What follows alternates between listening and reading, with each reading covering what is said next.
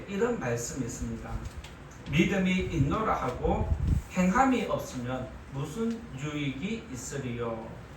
들어보셨죠? 야고보서 2장 14절에 믿음이 있노라 하고 무엇이 없으면 행함이 없으면 무슨 유익이 있느냐라고 질문을 하면서 26절에서는 또 이렇게 정의를 내립니다. 영혼 없는 몸이 죽은 것 같이 행함이 없는 믿음은 죽은 것입니다. 행함이 없는 믿음은 무슨 믿음? 죽은 믿음. 여러분의 믿음은 지금 살아 있습니까? 아니면 죽은 것입니까? 이 질문을 스스로에게 항상 해야 합니다. 야고보는 행함이 없는 것은 죽은 거라고 하면서 행함이 있는 믿음 생활을 하라고 우리들에게 이야기를 합니다. 행함이 있는 믿음을 다른 말로 바꾸면 오늘 말씀 제목으로 바꿀 수 있습니다. 바로 반응하는 믿음입니다. 믿음이 있으면 반응을 보여야 합니다. 제가 여러분들에게 맛있는 것을 사드렸는데 여러분들이 먹고 입 싹 닫고 아무 말도 안 하면 저는 마음이 기분이 좋을까요? 아니면 좀 섭섭할까요? 그 여러분들이 누군가에게 무엇을 선물을 주고 무슨 말을 하고 또 머리를 이쁘게 파마를 하고 또 누군가에게 갔다라면 누군가 나의 모습을 보고 선물을 받았으면 뭔가 반응이 나오면 여러분들은 기분이 좋아지죠. 이처럼 믿음도 반드시 반응이 나타나야 합니다. 반응하는 믿음에 대해서 말씀드리고자 하는 것은 바로 반응하는 믿음은 나를 불러주신 하나님께 반응하는 걸 이야기합니다. 부르심을 받은 자가 불러주신 자에게 반응하는 것이 믿음인데 이 믿음이 바로 반응하는 믿음이라고 이야기할 수 있고 행하는 믿음이라고 그렇게 이야기할 수 있습니다. 하나님은 아브라함을 불렀을 때 아브라함은 그 부르심에 반응해서 순종을 했습니다. 모세는 하나님이 불렀을 때 그 부르심에 반응해서 내가 백성들을 이끌고 출애굽하겠습니다 라고 순종을 했습니다. 하나님이 여러 선지자들을 불렀을 때 그들은 하나같이 내가 하나님의 말씀을 대언하겠습니다 라고 부르심에 반응하는 모습을 보였습니다. 그때 그들이 하나님의 말씀을 선포하는 자가 되었습니다. 하나님의 부르심은 성경을 보면 사명자에게만 나타나는 것처럼 보입니다. 그런데 실상은 그렇지 않습니다. 하나님의 부르심은 사명자에게만 주어지는 것이 아니라 은혜를 사모하는 자에게 구원이 필요한 자에게도 나타나는 것이 하나님의 부르심입니다. 오늘 말씀에 보면 야곱의 가정이 큰 위기에 직면한 것이 등장합니다. 이 본문 전의 사건이 무엇이냐면 야곱의 딸이 밖에 시내를 구경 갔다가 그 동네의 추장 아들에게 강간을 당합니다. 이 사건이 아버지에게 들렸는데 그의 오빠들이 듣고 화가 나서 그 동네에 있는 사람들에게 거짓말을 해서 모든 남자들을 죽여버립니다. 엄청난 사건이 일어났을 때 야곱이 이제 내가 이 일을 어떻게 감당할 수 있을까라고 두려워하기 시작했습니다. 이 동네 남자들을 다 죽였으니 주위의 옆 동네 사람들이 우리들을 가만히 두지 않을 텐데라는 그 걱정과 불안과 근심이 그 영혼을 침범하기 시작했습니다. 그때 야곱이 어떻게 해야 할지조차 모르는 상황에서 하나님이 야곱을 찾아오셔서 오늘 말씀 1절에서 이렇게 알려주십니다. 1절 말씀 한번 읽어볼까요? 1절을 같이 읽어보겠습니다. 시작. 하나님이 야곱에게 이르시되 일어나 베델로 올라가서 거기 거주하며 내가 내 형 에서의 낯을 피하여 도망하던 때에 내게 나타났던 하나님께 거기서 제단을 쌓으라 하신지라. 말씀을 보면 야곱이 힘들어서 하나님을 찾은 게 아닙니다. 너무 충격이 커서 두려움과 불안에 갇혀있는 그 야곱에게 하나님이 먼저 찾아오셨습니다. 그리고 길을 열어주는 것이 하나님의 모습입니다. 고향을 떠난 야곱은 외삼촌 라반의 집에서 20년 가까이 열심히 살았습니다. 그 열심이 얼마나 열심이었는지 20년 전에 하나님과 약속한 것을 잊어버릴 정도로 열심히 살았습니다. 그런데 하나님은 너는 그 약속을 잊었을지 모르지만 나는 아직도 20년 전의 약속을 기억하고 있어 라고 하면서 야곱이 가장 힘든 때 찾아오셔서 뭐라고 얘기하시느냐, 약속을 지키라는 겁니다. 네가 가장 힘든 그때에, 도망가던 그때에 이 약속을, 지금 또 절체절명의 위기를 만난 이 순간에 그때 그 약속을 기억하고 지키라는 것입니다. 이렇게 말씀을 하면서 하나님이 야곱에게 요구하는 게 뭐냐?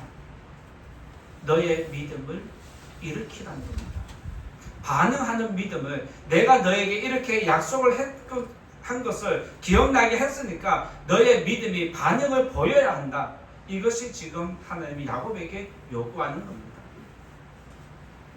여기서 하나님은 야곱에게 베델로 올라가서 제단을 쌓아라라고 말씀하십니다. 이 본문에도 자세히 기록되어 있지만 베델이 어떤 곳이냐면 야곱이 형을 피해서 도망가다가 광야에서 잠을 잡니다. 잠을 자는데 돌베개를 하나 취해서 잠을 자는데 그 돌베개를 대는 그 자리에서 하나님을 만나게 됩니다.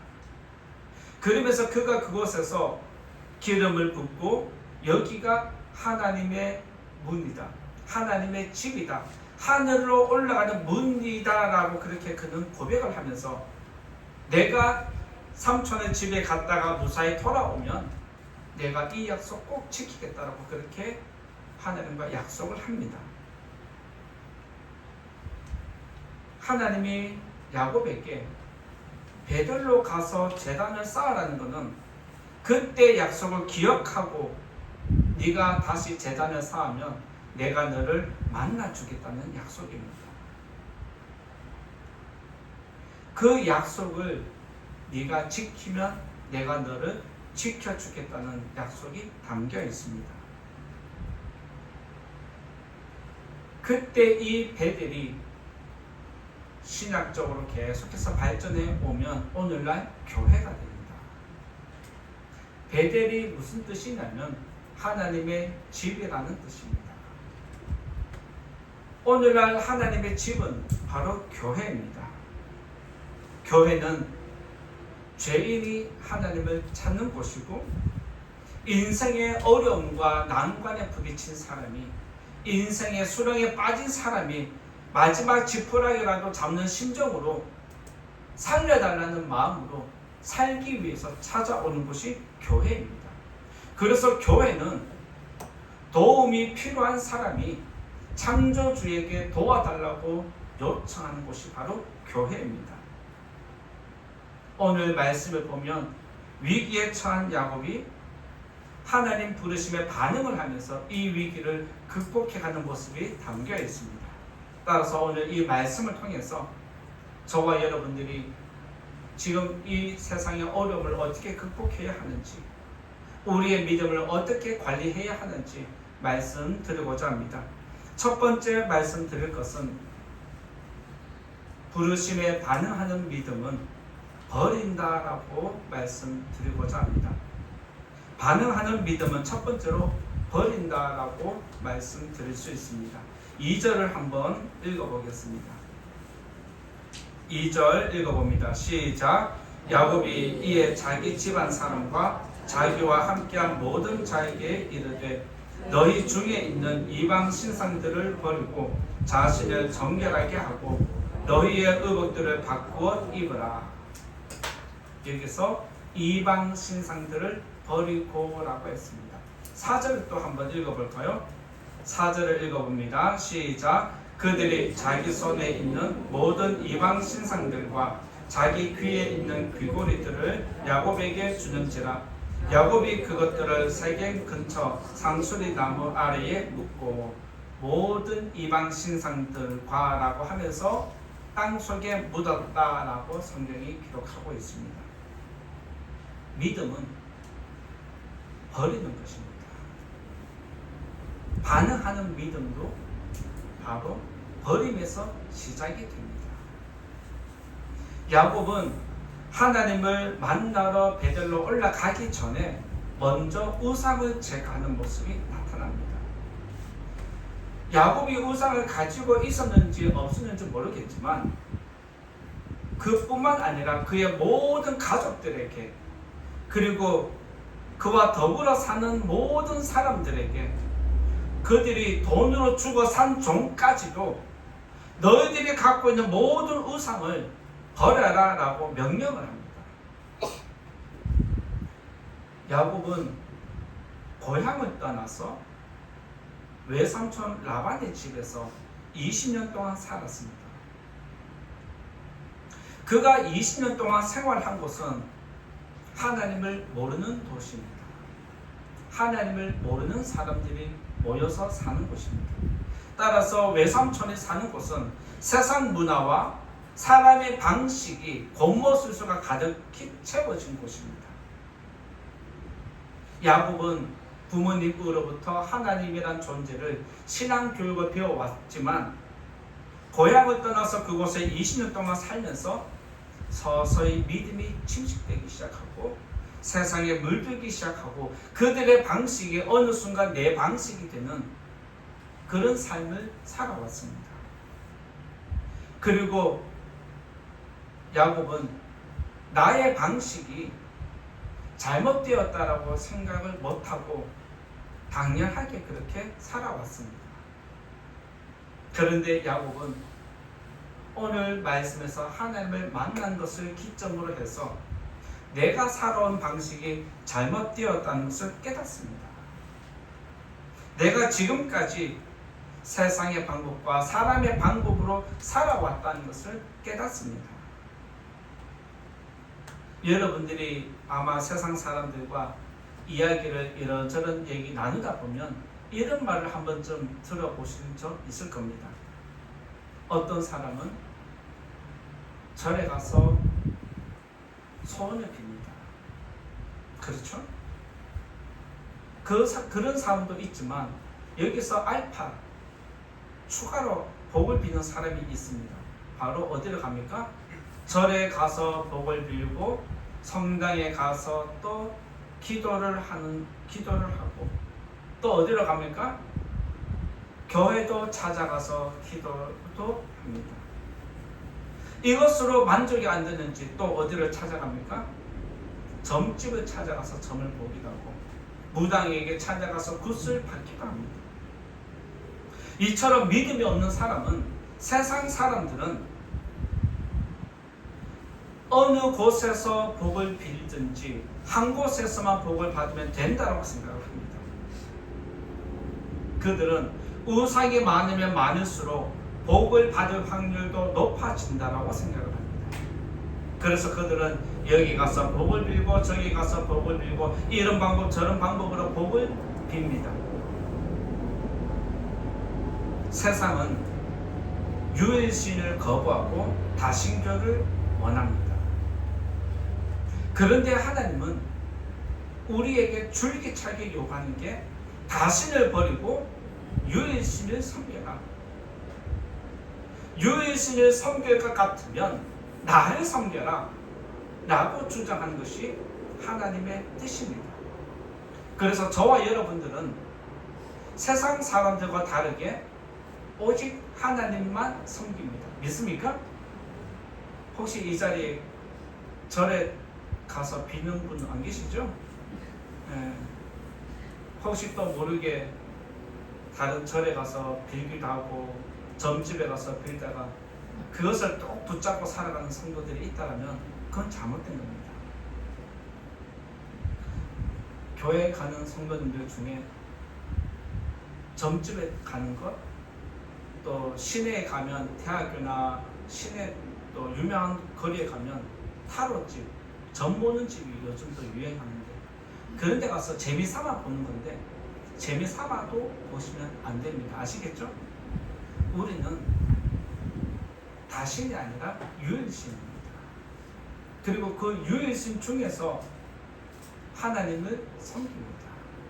이 사실을 꼭 기억하고 앞으로 나는 하나님만 섬기겠다.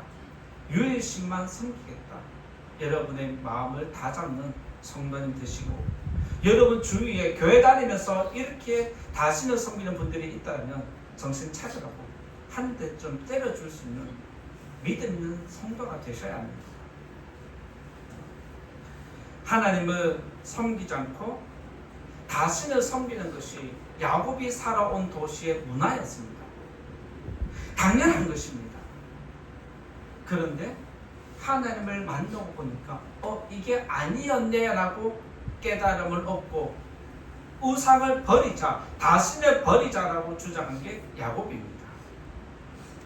그래서 야곱은 하나님의 가장 큰 적은 다신이라는 것을 알고 이방 신상을 버리자라고 제안을 할 뿐만 아니라 자신을 정결하게 하라고 또한 가족들에게 요구를 합니다.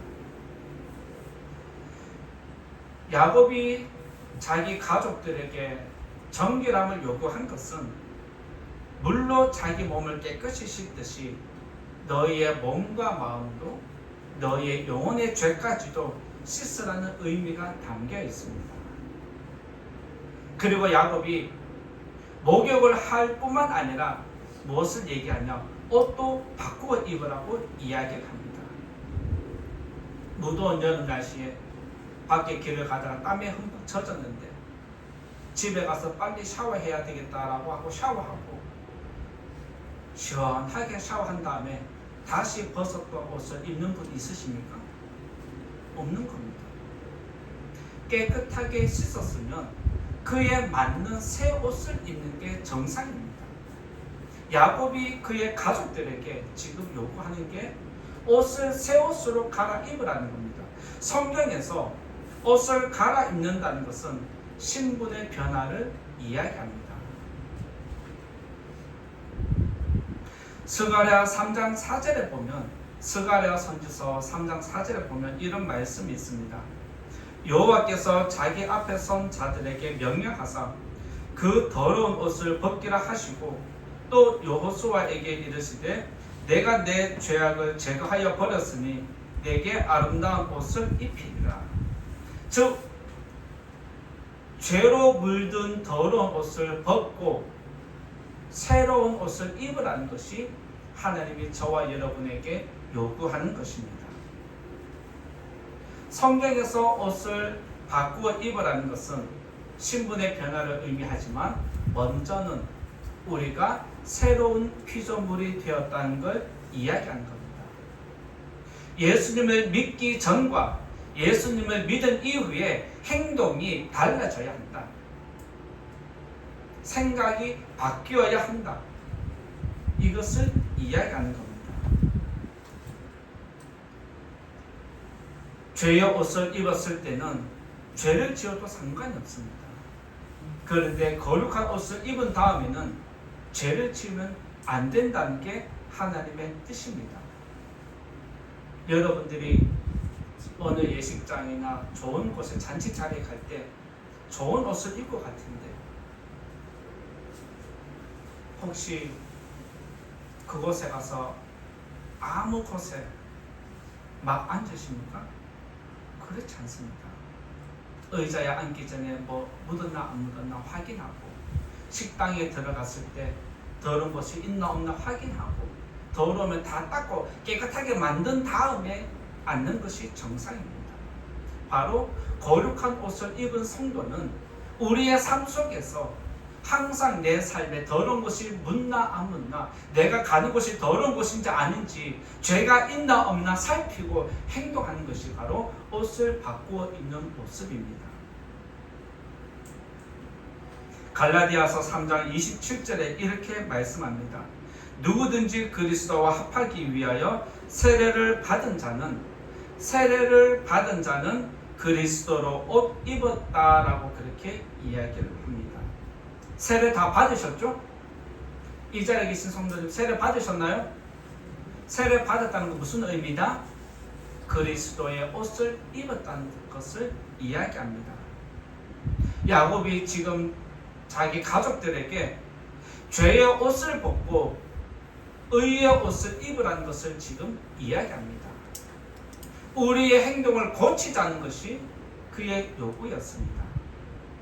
이처럼 하나님을 만난 사람은, 예수님을 만난 사람은 우상을 버리고 자신을 늘 정결하게 해야 합니다.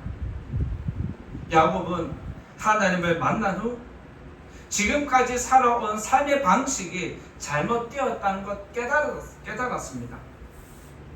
마찬가지로 예수님을 믿기 전에는, 세례 받기 전에는 죄를 죄로 인식하지 않습니다.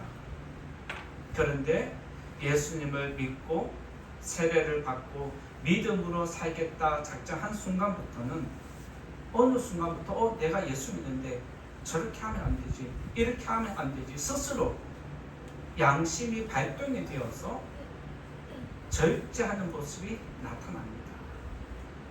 바로 성령께서 예수님을 믿는 자에게는 항상 발동이 일어나서 양심을 일으켜서, 도덕성을 일으켜서, 윤리를 자각시켜서 스스로 절제하는 삶을 만들어 가십니다. 그래서 예수님 믿기 전에는 죄가 보이지 않았는데 예수님 믿고 나서는 죄가 보이기 시작합니다.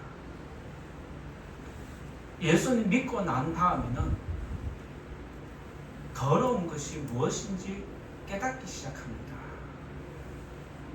예수님 믿고 난 다음에는 내가 버릴 것이 무엇인지 나의 추악함을 보기 시작합니다. 그래서 기도하면서 나의 이것을 버려달라고, 나의 이것을 체크해달라고, 아무리 해도 안 되니까 하나님 도와달라고 그런 기도하는 마음이 일어나는 것입니다.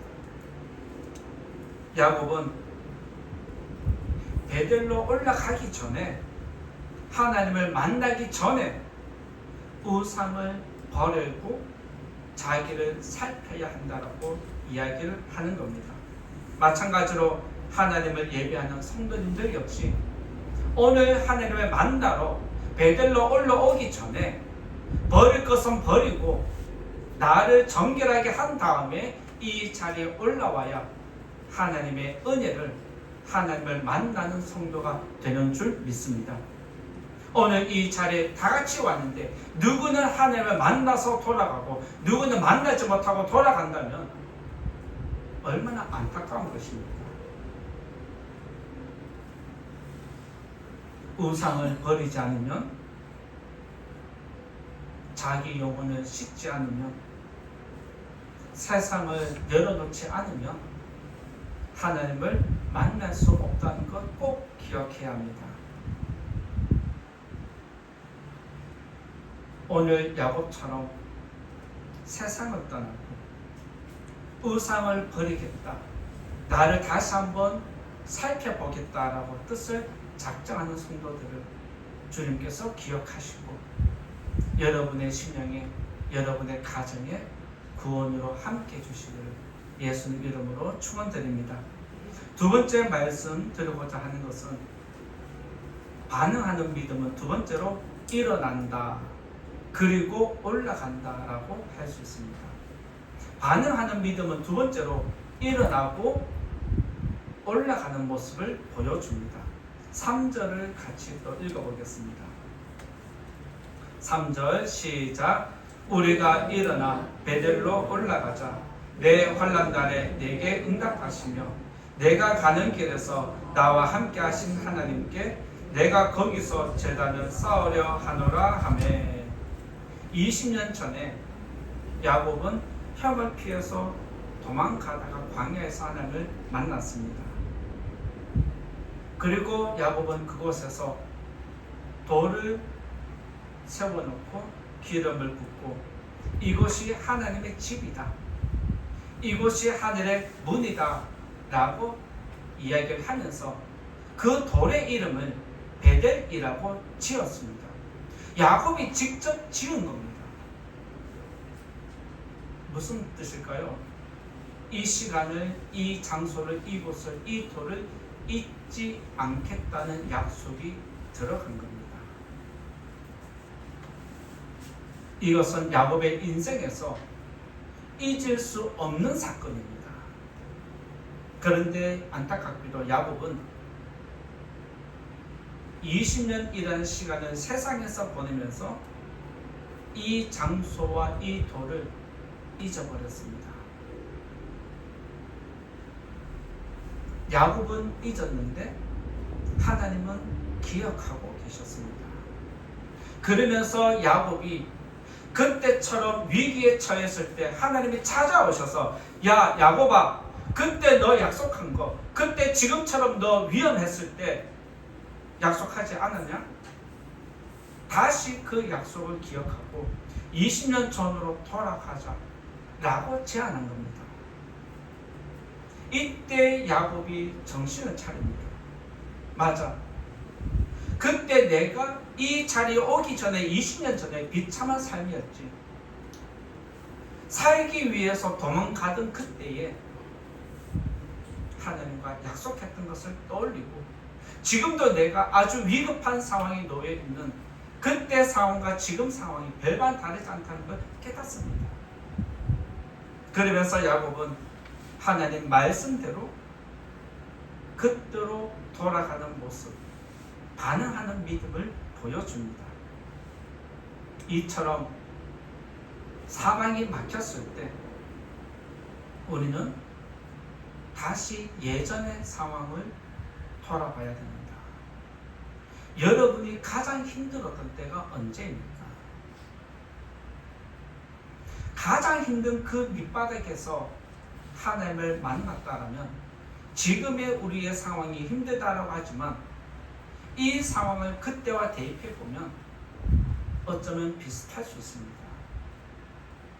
그래서 하나님은 저와 여러분들에게 지금 사는 게 힘드냐라고 묻습니다. 지금 사는 게 힘들고 앞으로 어떻게 해야 될지 모르는 진퇴양난에 갇혀서 이러지도 저러지 못하는 상황에 놓여 있다라면 그때의 상황으로 돌아가자. 그때 상황으로 돌아와서 믿음으로 다시 시작하라는 것이 하나님이 저와 여러분에게 지금 요구하는 것입니다.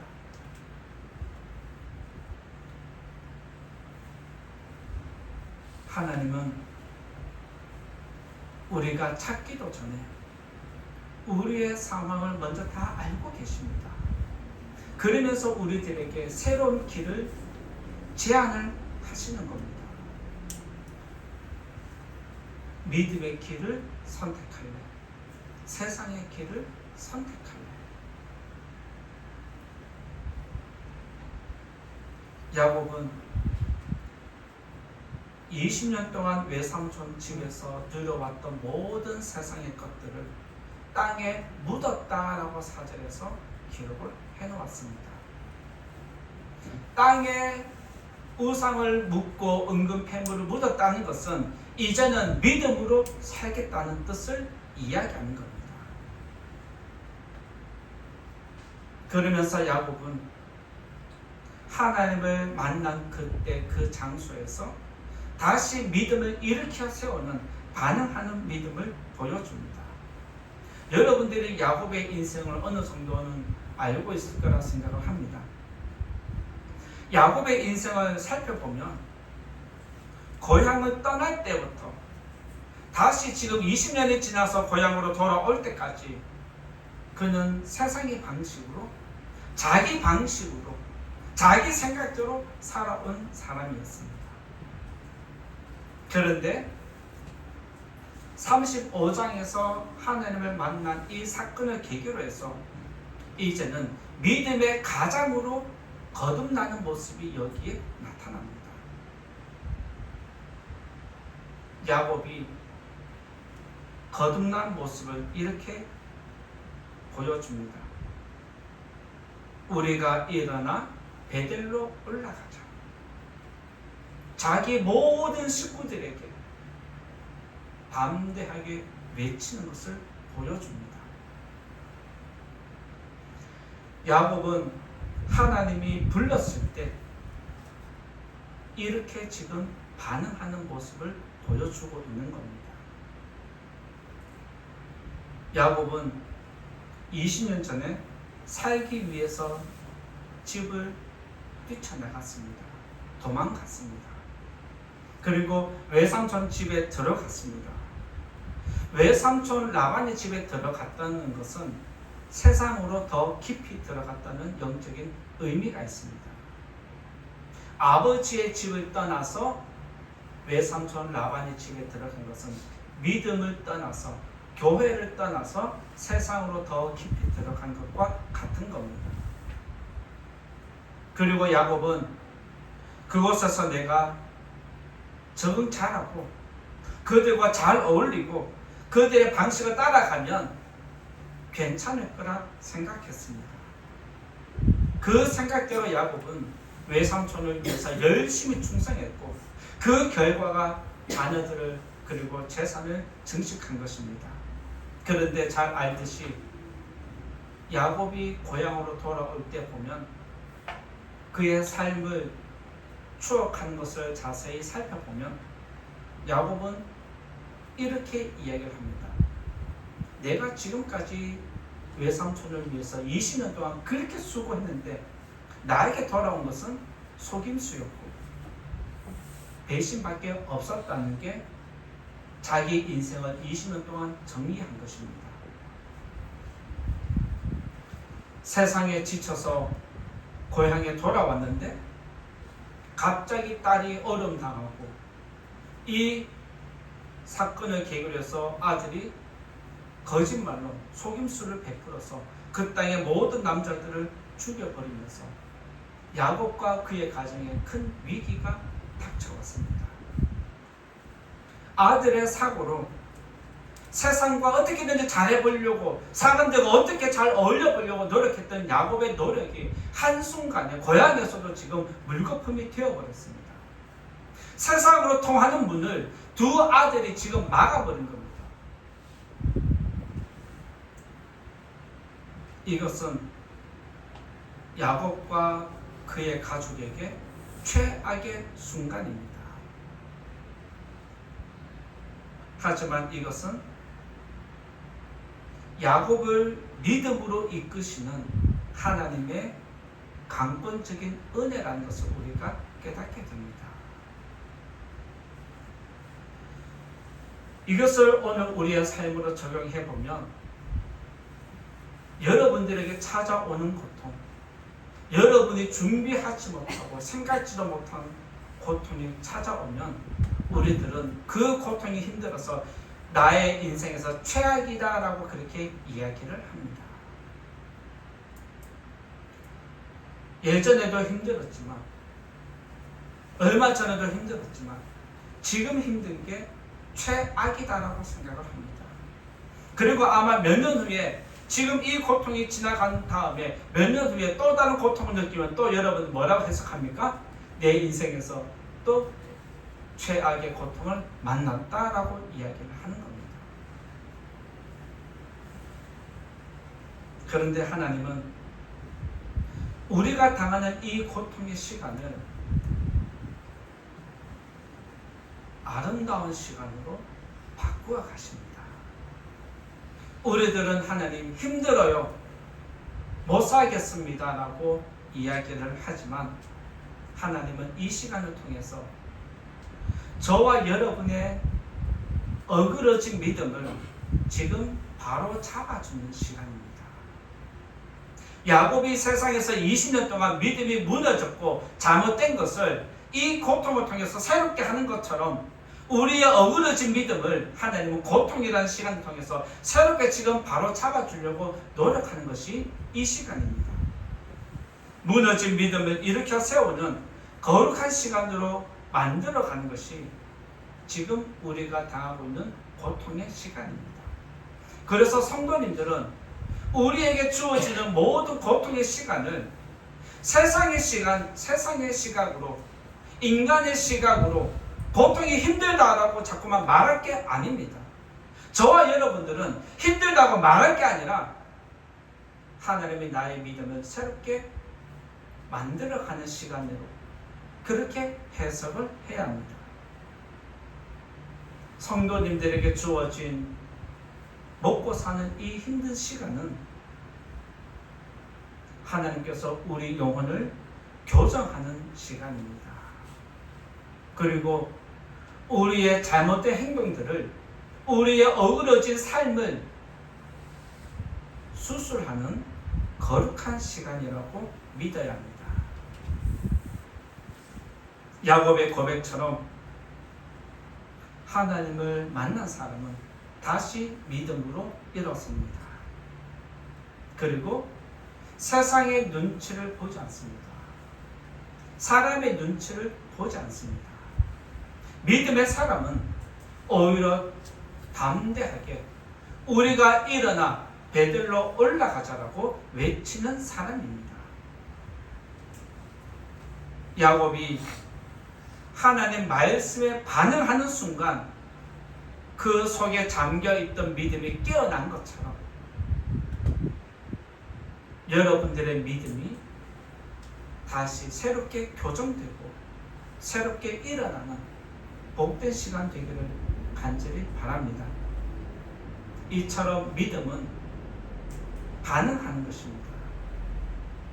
믿음은 말씀을 들었으면 내가 어떻게 살겠다 반응해야 합니다.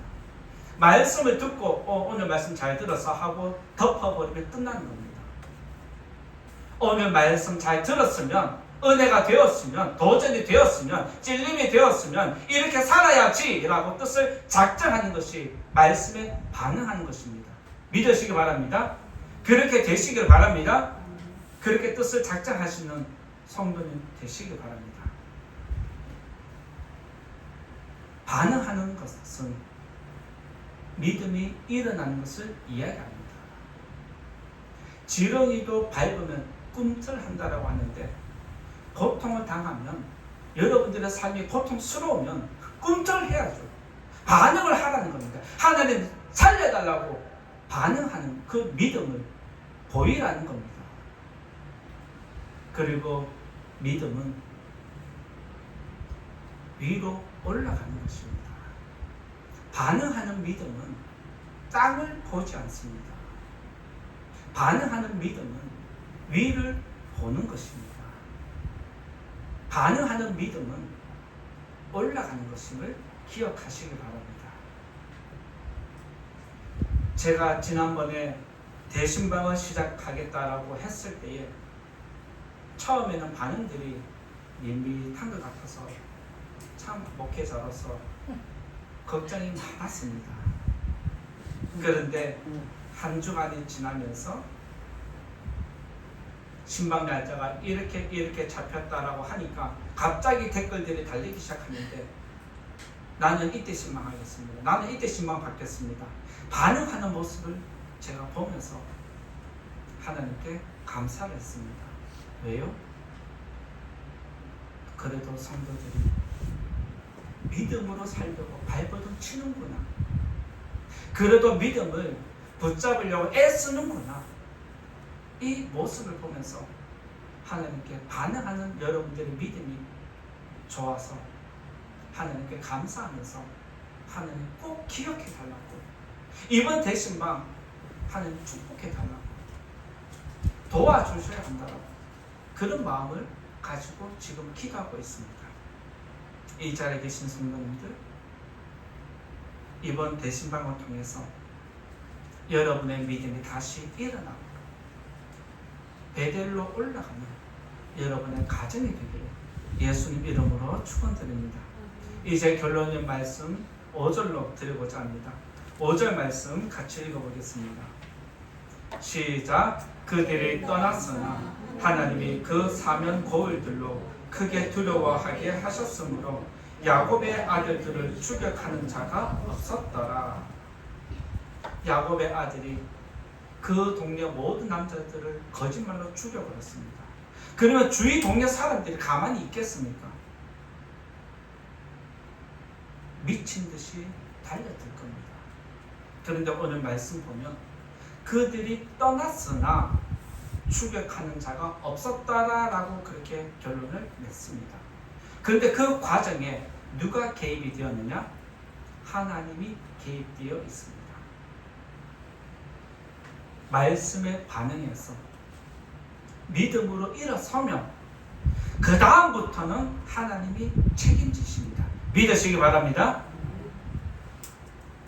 믿음으로 사는 사람은 세상이 해할 수 없고 하나님이 지켜주십니다.